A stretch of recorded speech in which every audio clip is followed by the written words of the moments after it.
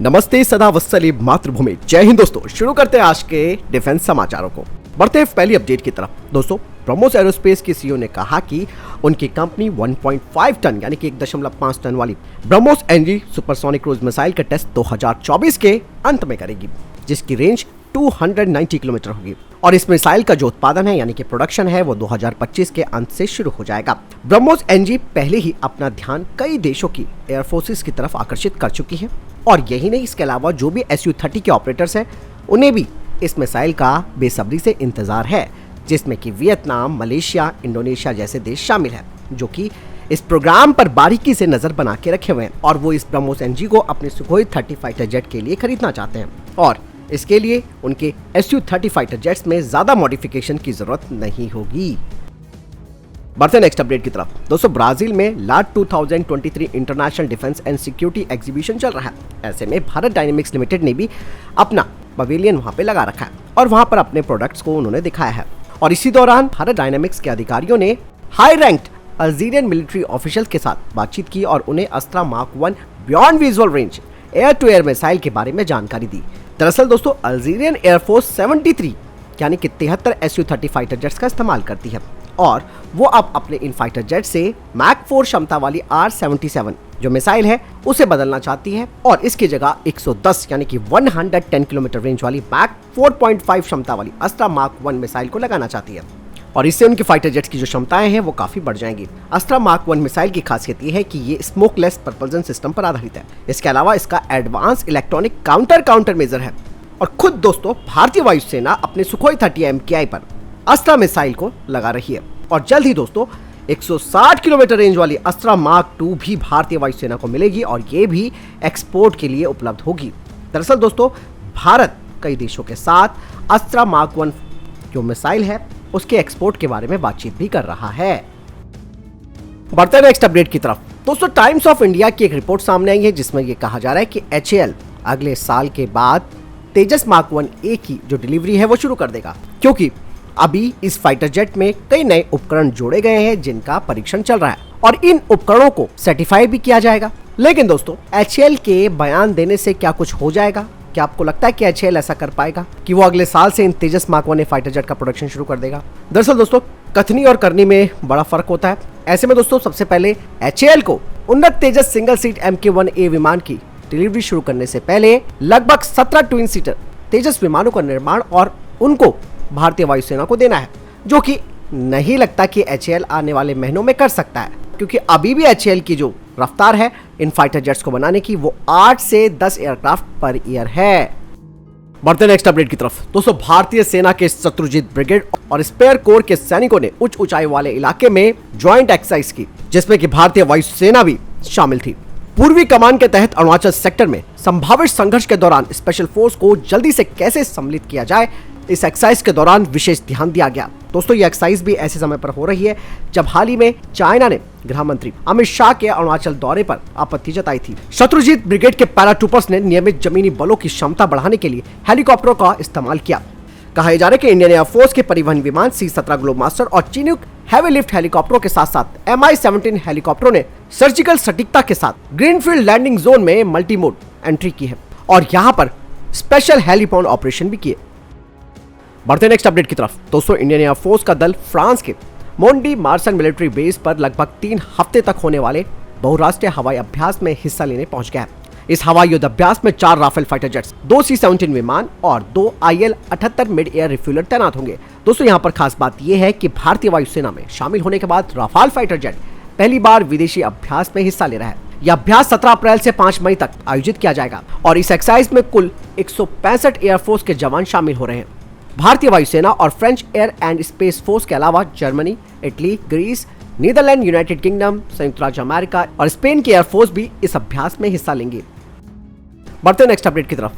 दोस्तों, भारतीय सेना की आतंकवाद रोधी यूनिट की 21 पैरा स्पेशल फोर्सेस के जवानों ने 4 दिसंबर 2021 को 13 आम नागरिकों पर गोली चला दी थी, जिसकी वजह से उनके ऊपर एक बड़ा आरोप लगाया गया। नागालैंड पुलिस ने मोन जिला एवं सत्र न्यायाधीश की अदालत में कहा कि रक्षा मंत्रालय के सैन्य मामलों के विभाग ने इस असफल आतंकवादी रोधी अभियान में 13 नागरिकों की हत्या के आरोप में भारतीय सेना के 30 कमांडो के खिलाफ मुकदमा चलाने की मंजूरी देने से इनकार कर दिया है। दोस्तों, सुप्रीम कोर्ट ने इन जवानों की जो पत्नियां थी उनकी अपील के बाद 19 जुलाई 2022 को राज्य पुलिस की ओर से elite Indian army special force के कमांडो के खिलाफ कार्रवाई पर रोक लगा दी थी। नागालैंड पुलिस ने कहा कि आईपीसी की धारा 1972 और arm forces special power act की धारा 6 के तहत जवानों के खिलाफ मुकदमा चलाने के लिए रक्षा मंत्रालय की मंजूरी जरूरी है। इसके बाद ही सैन्य अधिकारी और जवानों के खिलाफ उनकी ओर से की गई कार्रवाई की ओर से मुकदमा चलाया जा सकता है, लेकिन रक्षा मंत्रालय ने मंजूरी देने से इनकार कर दिया। दोस्तों, ये जो 13 नागरिक थे, ये कौन थे, क्या थे, ये तो चर्चा का विषय है, लेकिन दोस्तों यहाँ पर रक्षा मंत्रालय ने भी और खुद सुप्रीम कोर्ट ने भी एक बड़ा फैसला लिया और भारतीय सेना के 30 जो स्पेशल कमांडो थे उनके खिलाफ मुकदमा चलाने से मना कर दिया, जो कि एक बहुत ही सराहनीय फैसला कहा जा सकता है। लेकिन पुलिस पर कितना भरोसा किया जा सकता है ये आप सब जानते हैं। दोस्तों, यहाँ पर आज के दौर में आम नागरिकों को भी पुलिस के द्वारा झूठे केसेस में फंसा दिया जाता है, जिससे कि उनकी पूरी जिंदगी बर्बाद हो जाती है। ऐसे में दोस्तों पुलिस क्या बयान देती है और क्या कुछ अपनी बात रखती है और ये कितना गौर करने लायक है, इसको रक्षा मंत्रालय और सुप्रीम कोर्ट ने फैसला देते हुए साफ कर दिया। आपको क्या लगता है दोस्तों, आप क्या वाकई में पुलिस व्यवस्था पर भरोसा करते हैं? कमेंट में जरूर बताइएगा। बढ़ते हैं नेक्स्ट अपडेट की तरफ। दोस्तों, इस चेहरे को आप सब जानते हैं? अगर आप नहीं जानते तो मैं बता देता हूं। ये वही आरोपी है जिसने पाकिस्तान की खुफिया एजेंसी आईएसआई को ब्रह्मोस मिसाइल की जानकारी लीक कर दी थी। और ये खबर 2018 में दोस्तों हमने खूब उठाई थी, क्योंकि मुद्दा ही काफी गंभीर हो गया था। और ये जो आरोपी है ये लगभग 5 साल से जेल में बंद है और इस मामले में अभी सुनवाई काफी लंबी चलेगी। ऐसे में दोस्तों फिलहाल के लिए इस आरोपी को जमानत दे दी गई है, लेकिन इसको लंबी कैद दी जाएगी। इस आरोपी का नाम है निशांत अग्रवाल। कोर्ट ने कहा कि ऐसा कोई सबूत नहीं है जिससे पता चलता है कि आरोपी ने ये काम जानबूझकर किया था, और कोर्ट ने आरोपी को 25,000 रुपए का निजी मुचलका भरने और मुकदमे के अंत तक सप्ताह में 3 बार नागपुर पुलिस स्टेशन में पेश होने का भी निर्देश दिया है। अदालत ने अपने जमानत आदेश में कहा है कि अभियोजन पक्ष का मामला अवैध जासूसी गतिविधियों में फंसाने के लिए अधिकारियों को लुभावने वाले हनी ट्रैप और साइबर गतिविधियों से जुड़ा है। बढ़ते नेक्स्ट अपडेट की तरफ। दोस्तों, कुछ खबरें नेपाल को लेकर आ रही है। ऐसा कहा जा रहा है कि नेपाल सरकार भारत को नेपाल में एक पनबिजली परियोजना गिफ्ट दे रही है, जिसकी उत्पादन क्षमता 669 मेगावाट है। नेपाल के प्रधानमंत्री पुष्पकमल दहल प्रचंड की अध्यक्षता में निवेश बोर्ड नेपाल की 53वीं बैठक में भारत के राज्य के स्वामित्व वाली सतलुज पनबिजली निगम के द्वारा प्रस्तावित 92.68 अरब रुपए के निवेश को 669 मेगावाट लोअर अरुण पनबिजली परियोजना के विकास के लिए मंजूरी दे दी है। 900 मेगावाट अरुण 3 और 695 मेगावाट अरुण 4 पनबिजली परियोजनाओं के बाद अरुण नदी पर शुरू की गई ये तीसरी परियोजना है। अरुण 3 का निवेश लागत 1.04 अरब डॉलर है। दरअसल नेपाल भारत की एनएचपीसी को Phukot Karnali hydro electric project देने पर भी विचार कर रहा है। परियोजना की क्षमता 480 मेगावाट है। कहा जा रहा है कि नेपाल के प्रधानमंत्री प्रचंड की भारत यात्रा के दौरान कई समझौतों पर हस्ताक्षर किए जा सकते हैं, और ये सारी बातें प्रचंड के भारत आने के बाद साफ हो जाएंगी, क्योंकि दोस्तों नेपाल के पास कोई और विकल्प भी नहीं है। दोस्तों, अगर आप आईटीबीपी टेलीकॉम एग्जाम 2023 की तैयारी कर रहे हैं तो इसके लिए हम आपको सबसे बेस्ट बुक के बारे में बताने वाले हैं, जो कि चक्षु प्रकाशन की है। और ये बुक हेड कांस्टेबल और टेलीकम्युनिकेशन दोनों के लिए उपलब्ध है। इस पे 25 प्रैक्टिस सेट पेपर्स और 2450 बहुविकल्पीय प्रश्न दिए गए हैं, और ये 100% सिलेबस के अनुसार है। ये बुक काफी बेहतर मानी जाती है। इसमें प्रैक्टिस सेट्स भी हैं, और प्रैक्टिस सेट्स को काफी अच्छे से भी एक्सप्लेन किया गया है। हिंदी, इंग्लिश, मैथ, रीजनिंग सब सिलेबस के अनुसार ही है। ये बुक आपको ऑनलाइन या ऑफलाइन दोनों तरीके से मिल सकती है। ऑनलाइन आपको ये अमेज़न और फ्लिपकार्ट पर मिल सकती है। इसका लिंक आपको वीडियो डिस्क्रिप्शन में मैं दे दूंगा, वहां से आप इस किताब को खरीद सकते हैं, और इस किताब का ऑर्डर आप जरूर कीजिएगा ताकि एग्जाम की बेहतर तैयारी आप कर सके। चलिए बढ़ते हैं अगले अपडेट की तरफ। दोस्तों, नॉर्थ कोरिया ने दोस्तों कल एक नए solid fuel intercontinental ballistic missile यानी कि आईसीबीएम का सफल परीक्षण किया। इस मिसाइल का नाम हवासोंग 18 है, और ये बिल्कुल नए मॉडल वाली मिसाइल कही जा रही है, जिसके परीक्षण से जापान के जो नागरिक हैं वो डर चुके हैं। उत्तर कोरिया की तरफ से कहा जा रहा है कि उनके देश की न्यूक्लियर काउंटर अटैक क्षमता बढ़ गई है, यानी कि अब उत्तर कोरिया तेजी से अपने दुश्मनों पर हमला कर सकता है।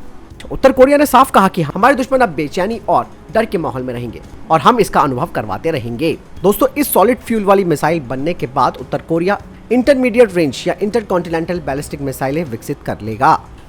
बढ़ते नेक्स्ट अपडेट की तरफ। दोस्तों, चीन के विदेश मंत्री की तरफ से कहा जा रहा है कि उनका देश यूक्रेन संघर्ष में शामिल किसी भी पक्ष को हथियार नहीं बेचेगा। इसके साथ ही असैन्य और सैन्य उपयोग वाली वस्तुओं के निर्यात को भी नियंत्रित करेगा।